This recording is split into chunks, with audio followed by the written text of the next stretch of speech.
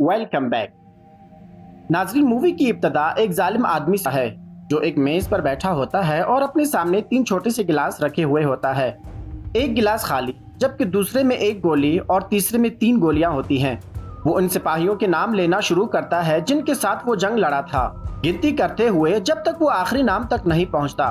आखिरी गिलास में 2 गोलियां होती हैं। वो बगैर किसी हिचकिचाहट के उस गिलास से विस्की गिरा देता है, फिर 2 गोलियों को अपने रिवॉल्वर में डाल देता है। इस बार उसी रिवॉल्वर में एक में से 3 चांसेस होते हैं। वो गन का ट्रैगर दबाता है, लेकिन सिर्फ एक क्लिक की आवाज आती है, गोली नहीं निकलती। बाद में उस दिन चैंपियन एक शराब की दुकान में जाता है ताकि दोबारा से सामान खरीद सके। जब वो शेल्फ पर नजर डाल रहा होता है तो 2 मुसल्लह डाकू दुकान में घुस आते हैं। बगैर किसी खौफ के वो उनके रास्ते में आकर खड़ा हो जाता है। वो पुरसुकून अंदाज में उन्हें बताता है कि पेट को निशाना न बनाओ। वो उनके गन को पकड़कर अपने सीने या सर पर मारने के लिए दावत देता है। गनमैन हिचकिचाते हैं और यही लम्हा चैंपियन के लिए काफी होता है। वो एक लम्हे में एक डाकू को मार गिराता है और फिर दूसरे को भी, लेकिन जब वो नीचे गिरते हैं तो चैंपियन के दिमाग उसके काबू में नहीं होता। जंग की यादें वापस आ जाती हैं और उनका बोझ उसके जहन में घूमने लगता है। फ्लैशबैक्स की लड़ाइयाँ उसके जहन में मुसलसल आती रहती हैं। वो इन्हें बुलाने की कोशिश करता है, लेकिन ये काफी नहीं होता। उसका गुस्सा हद से बढ़ जाता है और वो अपने पंचेस को दीवार पे जोर से मारने लगता है, यहाँ तक कि उसके हाथों से खून बहने लगता है। अगली सुबह चैंपियन नशे में गर्क और मुश्किल से काम कर रहा होता है जब अचानक उसके दरवाजे पर दस्तक होती है। ये उसकी बहन सैंडी होती है, जिसे वो मुकम्मल तौर पर भूल गया था, जिसे एयरपोर्ट से पिक करना था। सैंडी उसे इस हालत में देखकर हैरान नहीं होती। वो बताती है कि वो सिर्फ चंद दिनों के लिए एक दोस्त की शादी में शिरकत करने आई है, फिर ब्राजील वापस जाकर वहां से खतरनाक इलाकों में चैरिटी वर्क कर रही है। चैंपियन इस ख्याल को नापसंद करता है, लेकिन इससे बहस करना बेकार है। जाने से पहले सैंडी इसकी दवा चेक करती है जो उसे जहनी दबाव के लिए दी गई थी, मगर मालूम होता है कि उसने अपनी दवाइयां चेंज कर ली हैं। सर हिलाती हुई वो चली जाती है और कुछ वक्त के लिए सब कुछ मामूल पर लगता है। लेकिन कुछ अरसे बाद 2 ब्राजीलियन पुलिस ऑफिसर्स कैटरीना और पाउलो सिंडी को एक साहिल पर बमुश्किल जिंदा हालत में पाते हैं। जालिमाना हमले की खबरें सुर्खियां बन जाती हैं, जो अमेरिकी सफारत खाने तक पहुंचती हैं और आखिरकार चैंपियन तक पहुंच जाती हैं। वो एक लम्हे की देर किए बगैर पहली परवाज में वहां रवाना हो जाता है। इसी दौरान सैंतो और उसका साथी बोरोलो वेलास में मुसल्लह स्मगलर्स का पीछा कर रहे होते हैं। गिरफ्तारी के दौरान जब कैटरीना और पाउलो एक मुख्तलिफ रास्ते पर चल रहे होते हैं तो मुमकिना तौर पर सिंडी पर हमला करने वाले को ढूंढ सकता है। दोनों अफसरान एक दूसरे के आमने सामने जाते हैं। कैटरीना सांतो के जालिमाना तरीकों से इख्तलाफ करती है और उसे अपने दायरा इख्तियार से बाहर चलने पर तनकीद करती है, लेकिन सैंतो तनकीद को अच्छा नहीं समझता। वो वजाहत देने की बजाय कैटरीना को धमकाने की कोशिश करता है और इल्जाम लगाता है कि वो मकामी लोगों के साथ नरम रवैया इख्तियार करती है, जो इनके इलाके में बढ़ते हुए जराइम का जिम्मेदार है। इससे पहले कि वो अपना गुस्सा खत्म कर पाए, एक पत्थर हवा में आकर उसके शोल्डर्स पर लगता है। कशीदगी आसमान तक जा पहुंचती है और दोनों पुलिस अफसरान और मकामी लोग असले के साथ एक दूसरे के सामने आ जाते हैं। ये एहसास होते ही कि वो कम तादाद में है, सैंतो पीछे हट जाता है और एक पेशकश करता है, तुम्हारा फाइटर और मेरा फाइटर। वो मकामी लोगों में से सबसे ताकतवर लड़के को चैलेंज करता है और बेरोरो उसके मुकाबले में उसके सामने खड़ा हो जाता है। अगर बेरोरो हार जाता है तो वो पुलिस ऑफिसर किसी को गिरफ्तार किए बगैर चले जाएंगे। लड़ाई शुरू होती है, लेकिन उसका नतीजा कभी मशकूक नहीं होता। अब यहाँ हरीफ हैरत अंगेज चालाकी से बचता है, हवा में उड़ता है और अपने मुखालिफ को बेहोश कर देता है। सैंतो जोर से हंसता है और ऐलान करता है कि वो और उसके आदमी जब चाहें वापस आएंगे, और जैसे ही वो वापस जाते हैं मकामी लोग उनके पीछे नफरत से घूरते हैं। इसी दौरान चैंपियन ब्राजील पहुंचता है, जहां उसे अमेरिकन सफीर मैनी रडली, जो खुद भी एक साबिक फौजी और पुराना दोस्त होता है, चैंपियन का इस्तकबाल करता है। वो दोनों हॉस्पिटल पहुंचते हैं, जहां चैंपियन सिंडी को कोमा में देखता है। अपनी बहन को बेजान हालत में देखकर चैंपियन का दिल पिघल जाता है और वो माजी की यादों में खो जाता है। लाशों की ढेर, खून आलूद रेत और गोलियों की आवाज के बाद गूंगी खामोशी। वो अभी मुकम्मल तौर पर उन यादों को महसूस भी नहीं कर पाता कि सैंतो आकर दरवाजे पर दस्तक देता है। फैबिला वाकई बहुत खराब है। मैनी उसे केस का सरबराह डिटेक्टिव के तौर पर मुतारिफ कराता है और सैंतो चैंपियन से कहता है कि वो सुकून से रहें और पुलिस को मामला हल करने दें। सैंतो वक्त जाया किए बगैर अपनी बात वाज़ेह करता है कि फैबिला सयाहों के लिए नहीं है। जब दोनों फेबिला की तरफ बढ़ते हैं तो उनकी दुनिया की नजरियात का तबादला होता है। तो बताता है कि यहाँ बच्चे अगले जराइम पेशा अफराद बनने के लिए परवरिश पाते हैं और चैंपियन जंग को हर जगह देखता है, यहाँ तक कि उन जगहों पर भी जहाँ लड़ाई नहीं हो रही होती। दोनों एक बात पर मुत्तफिक होते हैं कि दुनिया बेरहम और संगदिल जगह है। जब वो फेबिला पहुँचते हैं तो चैंपियन कैटरीना से दोबारा मिलता है, लेकिन जैसे ही वो हालात की वजाहत शुरू करती है एक जोरदार आवाज सुनाई देती है और बगैर सोचे समझे उसका हाथ कैटरीना के होल्स्टर में रखी गन पर जाता है। मालूम होता है कि ये एक पुरानी गाड़ी की आवाज थी। सेंतो एहतियात से उस तजर्बाकार फौजी को देखता है, फिर कैटरीना को हुक्म देता है कि वो अपने अमेरिकन साथी पर नजर रखे। जब वो चैंपियन को गलियों में लेकर चलती है वो यहाँ की जिंदगी का एक गमगीन मंजर पेश करती है। बताती है कि क्लिनिक्स और स्कूल अब हुकूमत की तरफ से माली इमदाद नहीं हासिल करती, बल्कि मुंशियात के स्मगलर्स इनकी तनख्वाहें अदा करते हैं। यही वजह है कि मकामी लोग मुजरिमों की हिफाजत करते हैं। अगर वो ऐसा नहीं करते तो अपनी कमजोर इस्तेहकाम को खो बैठते हैं। कैटरीना के लिए इसका मतलब ये है कि हर कदम खतरनाक होता है। एक गलत फैसला एक खूनरेज कत्ल आम का सबब बन सकता है। इसी दौरान अस्पताल में सिंडी की हालत अचानक बिगड़ जाती है। चैंपियन जो इसके साथ बैठा होता है फौरन नर्स को बुलाने के लिए दौड़ पड़ता है, लेकिन यहाँ समझ आता है कि कुछ गलत है। चंद मिनट्स पहले एक औरत जो डॉक्टर की बेस में थी सिंडी के कमरे में थी। अब सिंडी की लाइफ सपोर्ट मशीनें बंद हैं। किसी ने उसका काम मुकम्मल करने की कोशिश की थी। गुस्से में चैंपियन मुतालबा करता है कि कुछ लोगों को सिक्योरिटी के लिए यहाँ होना चाहिए। फिर वो फौरन फेबिलास की तरफ रवाना होता है जवाब तलाश करने के लिए। वो एक स्ट्रीट लड़के कूका को ढूंढ निकालता है, वही लड़का जिसे उसने साहिल के करीब देखा था जहां सिंडी को पाया गया था। जैसे ही चैंपियन उस लड़के की गर्दन पर लटका हार देखता है उसका खून खोल उठता है। ये हार सिंडी का था। वो कूका को पकड़कर जवाब तलब करता है। कूका और उसके दोस्त चैंपियन पर हमला करते हैं, लेकिन वो किसी तजर्बाकार मेरिन के लिए कोई चैलेंज नहीं होते। लड़ाई चंद सेकंड में खत्म हो जाती है। मायूस कूका एक चाकू निकालता है, लेकिन चैंपियन होशियारी से वो छुरी छीन कर उसी के ही गर्दन पर पकड़ लेता है। खतरा हकीकत में मौजूद था, लेकिन जुबान की रुकावट ने उन्हें एक दूसरे को समझने से रोक दिया। बिल्कुल इसी लम्हे कैटरीना आकर सूरत हाल को काबू में कर लेती है। वो बताती है कि सिंडी का ताल्लुक सीए के खानदान से था और उसकी बहन मारिया भी एक मुतासरा शख्सियत थी जो बगैर किसी निशान के गायब हो गई है।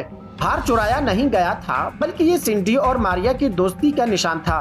अपनी गलती का इदराक करते हुए चैंपियन नरम पड़ जाता है और सीए सिंडी के नोटबुक इसके हवाले करता है, लेकिन कुछ गड़बड़ है। कई सफात फाड़े गए हैं। नोटबुक को पलटते हुए चैंपियन एक फोटोग्राफर का राब्ता तलाश करता है जिसके साथ सिंडी ने हाल ही में काम किया था। बगैर वक्त जाया किए वो फोटोग्राफर से मिलता है। फोटोग्राफर इंकशाफ करता है कि सिंडी ने उसे एक प्रोजेक्ट के लिए हायर किया था जिसमें फेबिलास में बच्चों की तकलीफदेह जिंदगियों को दस्तावेजी शक्ल दी जा रही थी, लेकिन इसके अलावा भी कुछ था। सिंडी लड़कियों के गायब होने के मामलात की तफ्तीश कर रही थी। वो लड़कियां जो रात के वक्त सड़कों पर काम करती थीं। सिंडी ने उससे दरख्वास्त की थी कि वो खुफिया तौर पर इसकी मुलाकात एक इत्तला देने वाले फोटोग्राफर से करे। इसके मुताबिक सिंडी ने तमाम तस्वीर खुद ली थी और कुछ नहीं छोड़ा था। चैंपियन फोटोग्राफर का शुक्रिया अदा करता है, उसे गले लगाता है और जेब से एक फ्लैश ड्राइवर निकाल कर उसके हाथ में रख देता है। जैसे ही फोटोग्राफर अपनी गाड़ी की तरफ चलता है एक जोरदार धमाका हो जाता है। गाड़ी में आग लग जाती है जिससे फोटोग्राफर मौके पर ही हलाक हो जाता है और कई दिगर लोग भी जख्मी हो जाते हैं। इस धमाके का असर चैंपियन पर होता है और वो जंग की यादों में गर्क हो जाता है, लेकिन इस हंगामे में कुछ इसकी नजर में आता है। वही औरत जिसने सिंडी को अस्पताल में मारने की कोशिश की थी। वो फौरन उसका पीछा करता है। से ही वो एक कोने में मुड़ता है तो दो स्याह कलर की गाड़ियां उन पर अंधाधुंध फायरिंग शुरू कर देती हैं। चैंपियन बमुश्किल गोलियों से बचते हुए एक करीबी पनाहगाह में छुपता है। एक सिक्योरिटी गार्ड जो बेगुनाह उस जंग में मारा जाता है, चैंपियन उसकी गन उठाकर जवाबी फायर करता है। चंद हमला आवरों को मार गिरा देता है और बाकी को फरार होने पर मजबूर कर देता है। बाद में रिडली के दफ्तर में चैंपियन हमले की तफसील बयान करता है और हमला आवरों के जिस्म पर मौजूद अजीब गरीब टैटूज का जिक्र करता है और मुश्तबा होता है कि वो जापानी लोग खुफिया तौर पर काम कर रहे हैं। जिस औरत का पीछा वो कर रहा था उसका जाहिरी शक्ल भी मशरिकी मालूम होती है। वो चोरी शुदा फ्लैश ड्राइव को लगाते हैं और तस्वीर में से एक खास तस्वीर पर नजर पड़ती है जहाँ सिंडी ने एक नाइट क्लब के बाहर एक मर्द को पकड़ा था। रिडली फौरन उस मकाम को पहचान लेता है और चैंपियन को वहाँ ले जाने का फैसला करता है। नाइट क्लब के अंदर चैंपियन अपने आप को छुपाते हुए उस मर्द का पीछा करता है जो इस तस्वीर में था। वो इसे बाथरूम में ले जाता है और बगैर वक्त जाया किए उसे काबू में कर लेता है। उसके कागजात उसके हाथ से छीन लेता है। वो मर्द दबाव में आकर एक अहम क्लाइंट का पता बता देता है जो सिंडी पर हमले में मुंसलिक हो सकता है। अगले दिन चैंपियन और वुडली अपने नए हदफ के लिए रवाना होते हैं, एक आलीशान जगह जो अमीरों और ताकतवरों के लिए एक खेल का मैदान होता है। इसके बाद शहर के दूसरे हिस्से में सांथो और उसकी टीम फेविलास में मुंशियात फरोशों पर एक खूनरेज छापा मारने के लिए तैयारी करते हैं। सांथो बेरहमी से ऐलान करता है कि किसी पर भी रहम न किया जाए और अपनी टीम को हुक्म देता है कि वो रास्ते में आने वाले हर शख्स को खत्म कर दे। ऑपरेशन से पहले वो रुककर एक दुआ पढ़ता है। ये उसका तरीका है कि जहन्नुम को खोलने से पहले अपनी रूह को पुरसुकून करने का। चंद लम्हों बाद उसकी टीम इलाके में दाखिल हो जाती है। यहाँ कोई गिरफ्तारी नहीं होती, सिर्फ लाशें गिरती हैं। वेला में चैंपियन की आमद नजरअंदाज नहीं की जाती। एक कॉल की जाती है और एक औरत ऊपर से उसकी मौजूदगी के बारे में इतला देती है। वो औरत एक खूबसूरत मगर छोटी आंखों वाली मशरकी खातून होती है जो कैश के ढेर पर बैठी होती है। वो तकरीबन कोई रद्द अमल नहीं देती, बस गार्ड्स को हिदायत देती है कि बास को परेशान न किया जाए। चैंपियन को एक बालकनी तक ले जाया जाता है जहां वो एक वैन को आते हुए देखता है। उस गाड़ी के दरवाजे खुलते हैं और नौजवान लड़कियां बाहर निकाली जाती हैं। इससे पहले कि वो कुछ कर सके, एक गार्ड पीछे से उसके गर्दन से पकड़कर उसे मारने की कोशिश करता है, लेकिन चैंपियन आसान शिकार नहीं होता। चैंपियन पीछे मुड़कर लड़ाई शुरू करता है, खुद को आजाद करके गार्ड को एक जबरदस्त मुक्के से बेहोश कर देता है।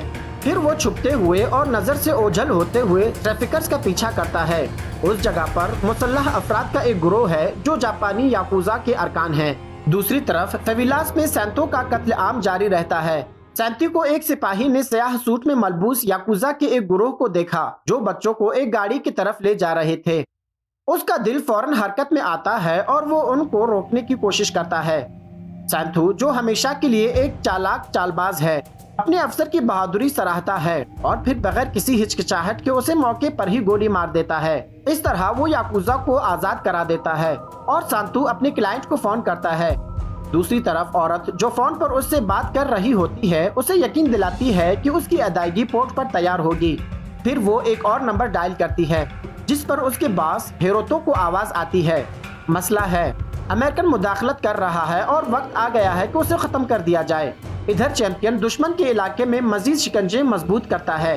वो 5 अफराद का मुकाबला करता है सिर्फ अपने मुक्के और एक चुराया हुआ ब्रीफकेस के इस्तेमाल से। लेकिन इससे पहले कि वो काम मुकम्मल कर सके, सैंतू और बेरेरो आ जाते हैं, बंदूकें थानी हुई और ब्रीफकेस का मुतालबा करते हैं। गोलियों की आवाज कैटरीना और उसके साथी को मुतवज्जा करती है जो ठीक वक्त पर आकर सैंतू के मंसूबे को रोक देते हैं। मजबूर होकर ये बदअनवान पुलिस ऑफिसर चैंपियन का पीछा करता है और उसे इस कमरे तक ले जाता है जहां अगवाशुदा लड़कियां रखी हुई थी, मगर कमरा खाली होता है। मुतासरा लड़कियां पहले ही मुंतकिल हो चुकी थी। गुस्से में मगर हिम्मत ना हारते हुए चैंपियन ब्रीफकेस दे देता है, जानते हुए कि इसके अंदर मौजूद दस्तावेजात याकुजा को इंसानी स्मगलिंग से जोड़ते हैं। सांतो उसे अपनी तहवील में लेने पर इसरार करता है।